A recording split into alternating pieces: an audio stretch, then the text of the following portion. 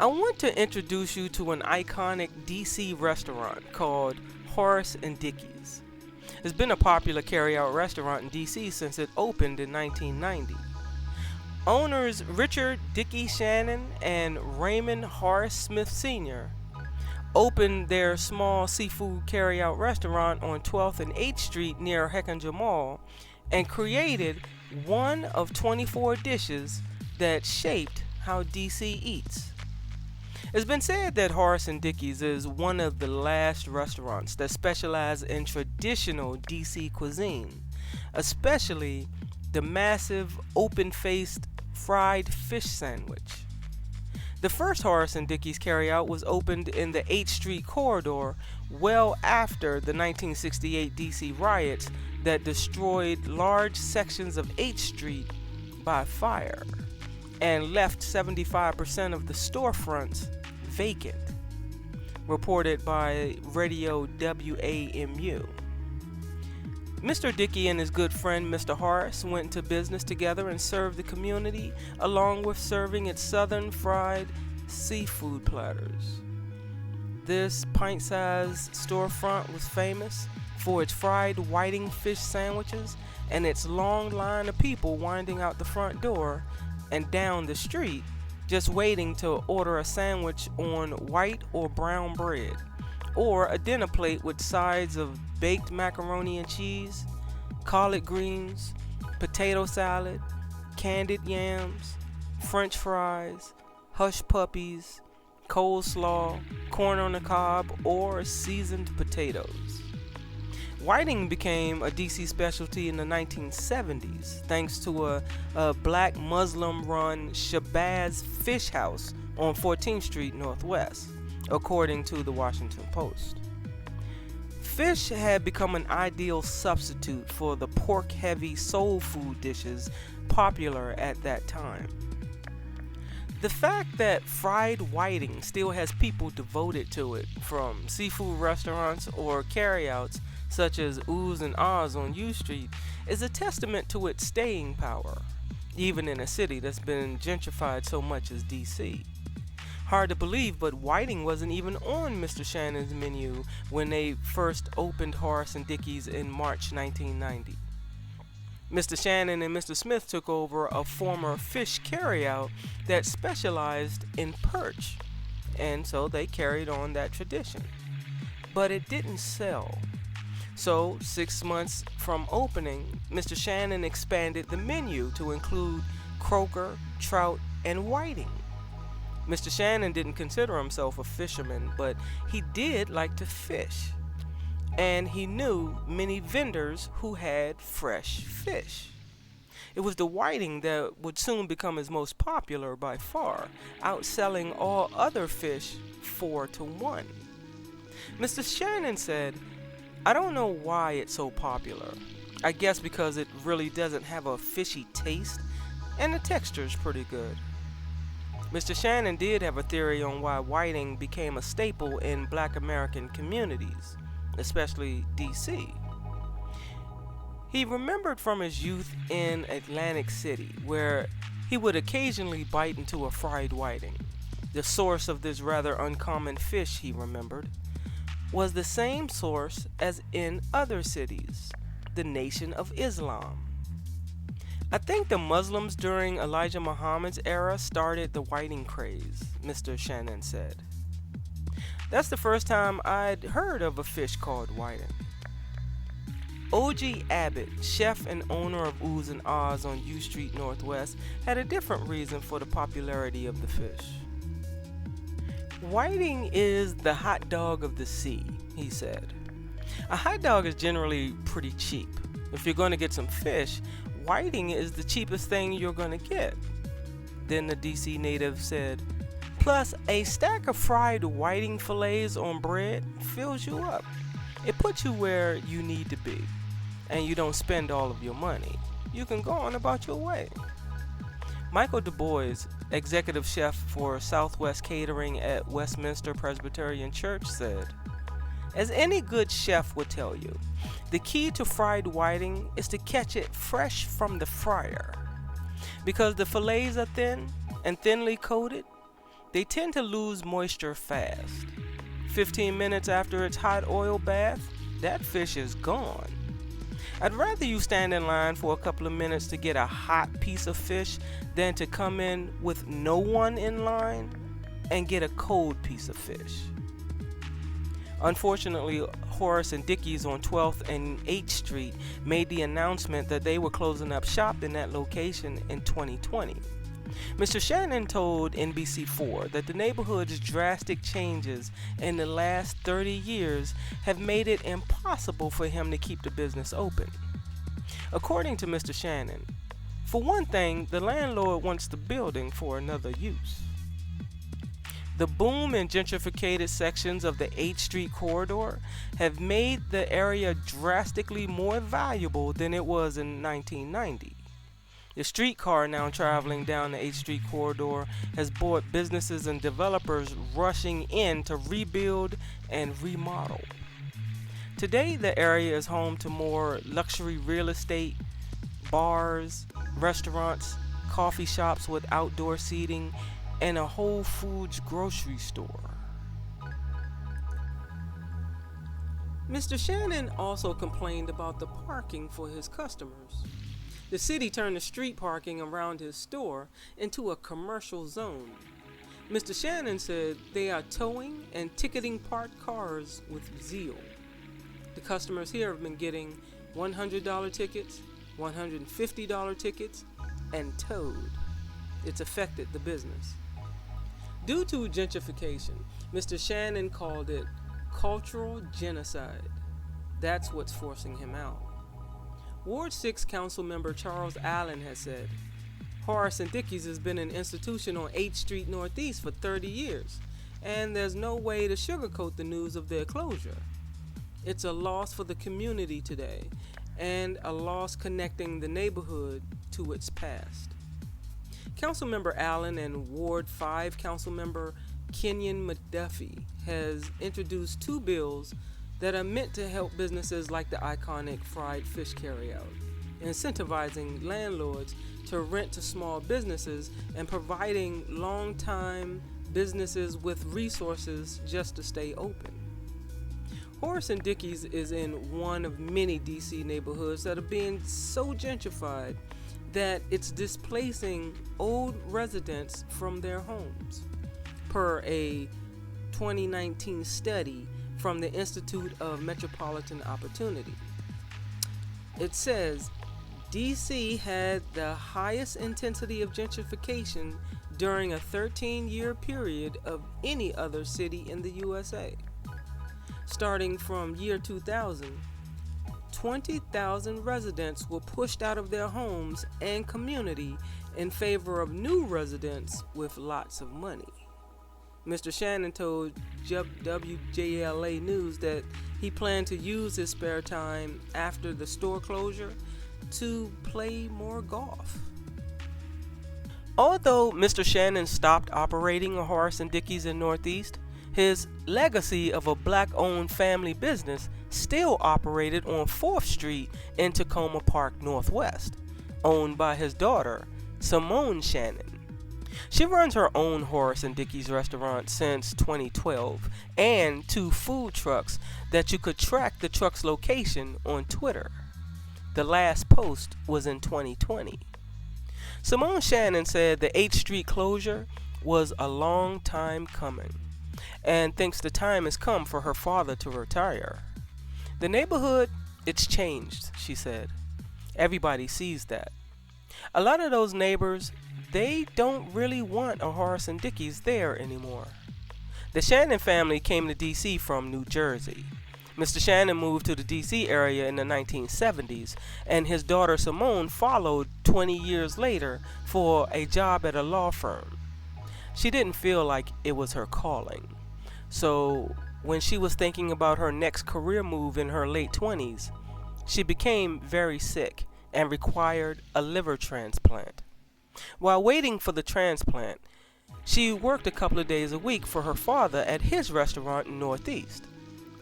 Then she saw a future for herself at the restaurant.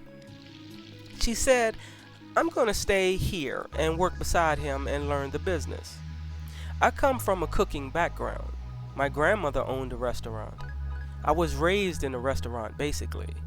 That was the perfect fit. Miss Shannon's Tacoma location has a more robust menu and tables for dining in, unlike the standing room only location in Northeast DC. Yes, you can still get their signature fried whiting sandwich, but there's also a grilled salmon salad, crab cake sandwiches, and New Orleans inspired gumbo. She tests out dishes like shrimp and grits and fish tacos on the food trucks before adding them to the restaurant menu. Ms. Shannon said, "I get so many requests for the gumbo.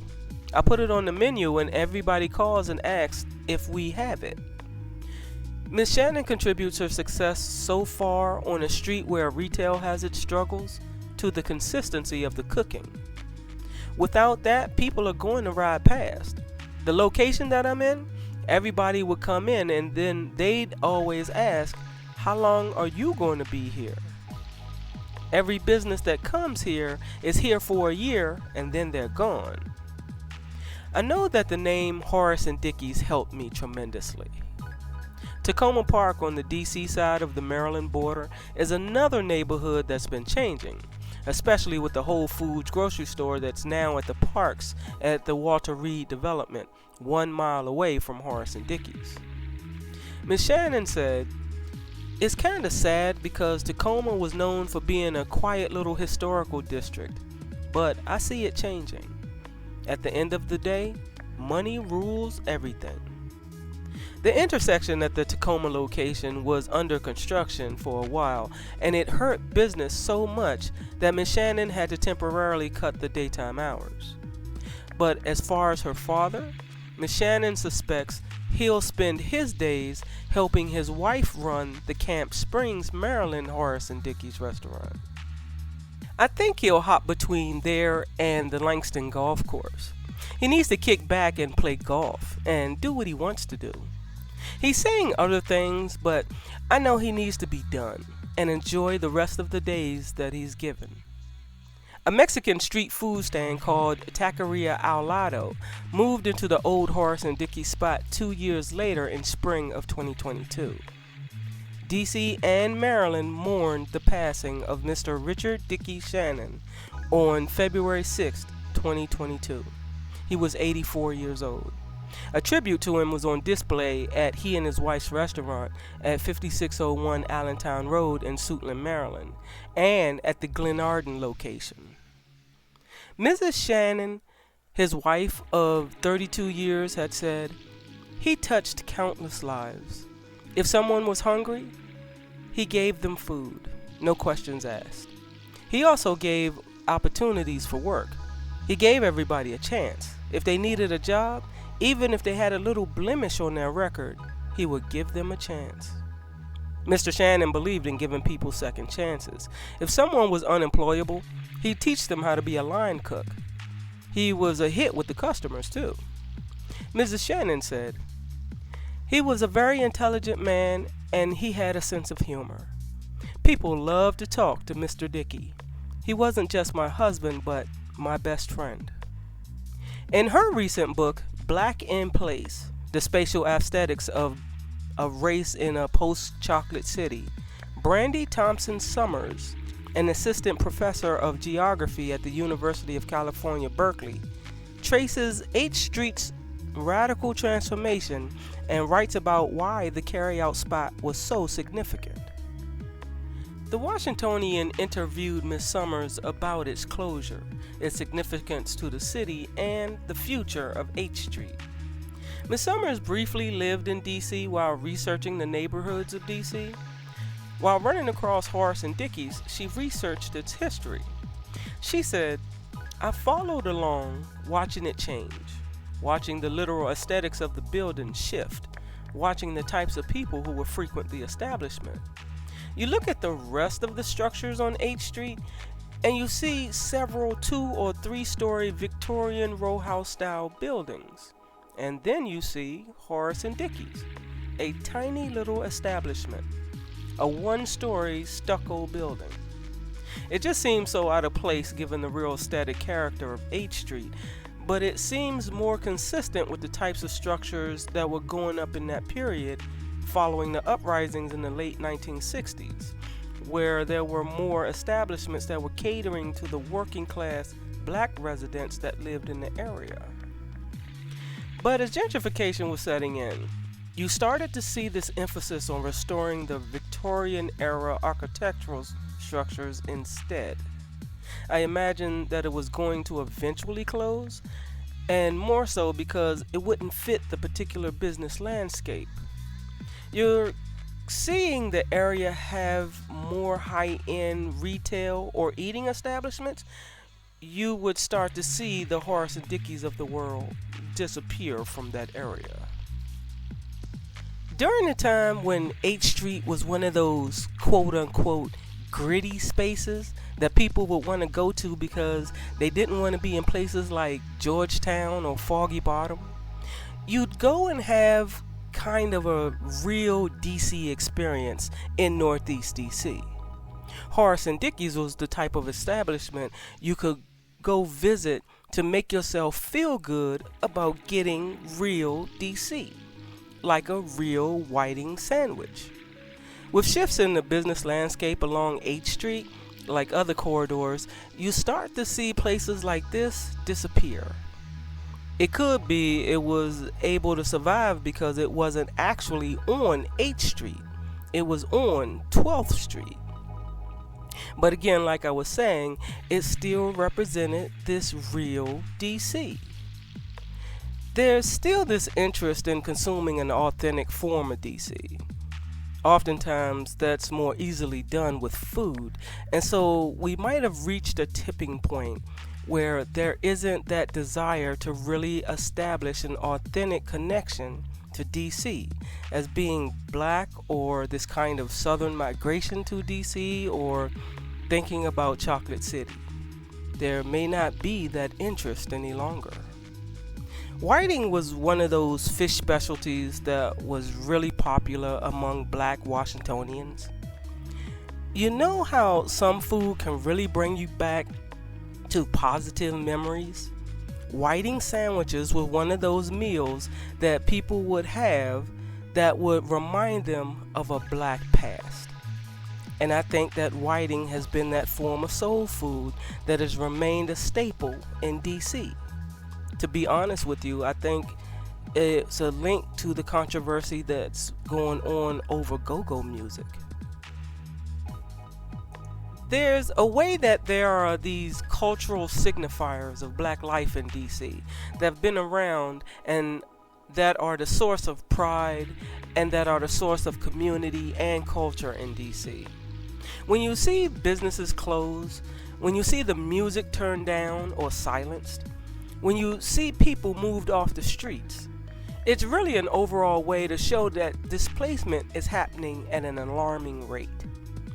With the closing of Horace and Dickies, I think it's saying something similar, that there's a way that black life, or at least this kind of historical form of black life in DC, that isn't welcome anymore. And it's not desired by a new class of people that are coming into the city. I think there's going to be more of this happening. H Street is still booming.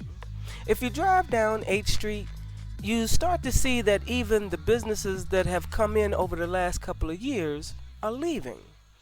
But then the spaces are leased by somebody else. In terms of specifically small black businesses, you're going to see less and less, especially those that cater to poor and working class black folks that used to live in the area that can no longer live there now. So far, I've only talked about one partner in the business, Mr. Dickie. Mr. Horace was Raymond W. Smith Sr. The Horace and Dickies of Glenarden website profiles Mr. Smith as a pioneer in the city of Glenarden, Maryland, and opened Smith's Barbershop, which quickly became a pillar in the Prince George's County community in 1958. Mr. Smith was a barber in the Navy and used to cut hair in his home. Several decades later, his daughter Royette Smith became his business partner and opened a beauty salon in the connecting building to the barbershop in 1990. This was the same year that Mr. Smith had opened a business with his good friend, Mr. Shannon, in D.C. to become the first Horace and Dickie seafood carryout. Through the business partnership of Anthony Hagler of H&H Construction, a well-known member of the Glenarden Landover community with deep family roots in the area, a connection was made with the Shannon family. Together, Anthony Hagler and Mr. Smith's daughter, Royette Smith, had opened their own Horace and Dickie Seafood in Glenarden, Maryland, next to the barbershop. Mr. Smith loved fishing as much as Mr. Shannon. There's a replica of the fish that Mr. Smith had caught from a fishing contest that he won, hanging in the restaurant on the wall. Mr. Raymond Smith passed away in 2019, making him 101 years old. Both Mr. Smith and Mr. Shannon were known for contributing to the community and making donations to many churches. Mr. Smith's daughter, Janiyah, has said, "Our goal is to try to give back to the community, giving jobs to people and partnering with local churches. We have a voter registration drive here on Saturdays and Sundays." Now, Horace and Dickie's have a store location in Waldorf, Maryland, and another one in Oxon Hill, Maryland on Southern Avenue. I went to the Tacoma restaurant to eat my very first Horace and Dickie's meal ever and tried to interview Miss Shannon. It was a cute little storefront with a single cashier who was polite and apologetic to each customer because of the long wait for the food. The store was nearly crowded with 15 people seated and waiting patiently. While there was movement of customers standing in line and quite a few people coming and going out of the front door, no one complained. Single orders had multiple trays of food in it. I ordered the fried fish sandwich dinner with fries, sweet potatoes, and cake. I thought I'd just take one bite before I left so I could find out what everybody was raving about. I have to admit, it was delicious. It wasn't salty, it wasn't hard crispy, it wasn't heavily seasoned. It was just how I liked it. I started talking to customers because they saw me taking pictures. The one bite turned into 2 bites, then 3 bites. I was talking and eating. One couple told me they had ordered from Horace and Dickie's often, but then asked me, why was I still standing while I was eating? Sit down. We started laughing because I didn't realize I was still standing while I was eating. I didn't plan to stay. I told the cashier, could she pass my phone number along to the owner for an interview? She said she would. I told her that I was Dickie D from DC, and I got a gentle smile and a polite wave goodbye. I never got a call back. I wonder if she believed me when I said my name was Dickie. But it's no wonder Horace and Dickie's was featured on the Man vs. Food show on the Travel Channel, and mentioned by Rachel Ray as being really good food. I know mine was. Well, that was the first time I've eaten the food, but my mother used to go to the 12th and 8th Street location lots of times. I took her one time many years ago. She went up to the counter and made her order. Then she turned around and looked at me and said, Dickie, do you want anything? The man sitting behind the counter said, excuse me? The cook behind the counter said, oh, Dickie is right there back behind you. Then my mother said, oh, no, I was talking to my daughter. Then the cook said, what's your name? So I said, yeah, my real name is Dickie. So the cook pointed to the man behind the counter. You know what his name is? Me and my mother looked at each other puzzled.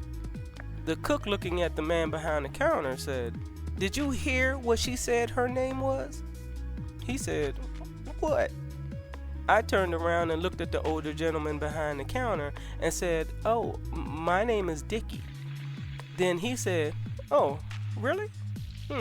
Me too." Then we all laughed. Then he got up and walked to the back of the store. Me and my mother walked outside to wait for her order. I asked my mother, "Is that Mr. Dickie? He's a real person?" My mother giggled and said, "I guess so." Then we both were saying at the same time, "Is Horace a real person?" We just laughed. That's the day I found out it wasn't just a name above the door. They were real people. So, my question of the day to you is, have you eaten an authentic fried fish sandwich from DC? Have you eaten at Horace and Dickie's? Or have you ever met them? Let me know in the comments.